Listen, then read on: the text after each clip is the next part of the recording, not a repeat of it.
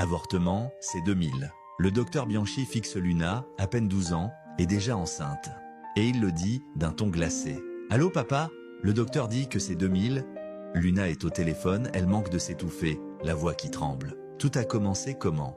Isabella, ce jour-là, était vraiment super heureuse parce que son mari tout juste épousé, Ricardo, avait accepté que sa fille de 12 ans, Luna, vienne vivre avec eux une semaine. La maison s'est remplie de joie, comme un jour de fête. Ricardo jouait le beau-père parfait, il cajolait Luna, il la couvait, et pour la première fois, la petite, comme si elle avait enfin un papa, souriait vraiment, un sourire sucré, un sourire sincère. Sauf que très vite, Isabella sent que quelque chose cloche. Luna vomit souvent. Toutes les nuits, elle a de la fièvre. À chaque fois qu'elle se plaint, Ricardo coupe court direct. C'est le palu, les enfants et ça tombe malade tout le temps.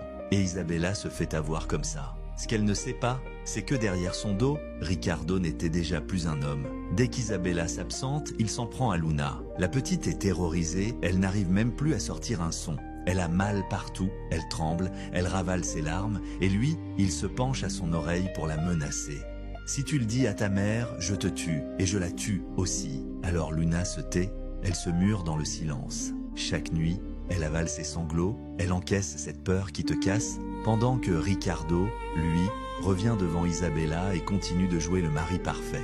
Quand Ricardo découvre que Luna est enceinte, il ne panique pas, non, il jubile en secret. Tout se déroule exactement comme il l'avait prévu. C'était ça, la vraie raison pour laquelle il a épousé Isabella, et c'était aussi pour ça qu'il bossait avec le docteur Bianchi. Ce matin-là, il sourit, un sourire qui met mal à l'aise, et il lâche son mensonge comme si de rien n'était. J'emmène Luna au parc Santa Lucia. Elle a besoin de prendre l'air. Luna se met à pleurer et s'accroche à sa mère. « Maman, je veux pas y aller s'il te plaît. » Isabella lui caresse la joue. « Tu vas t'amuser mon bébé, n'aie pas peur. » Si seulement elle avait su. Ricardo ne va pas au parc. Il emmène Luna directement dans une maison abandonnée.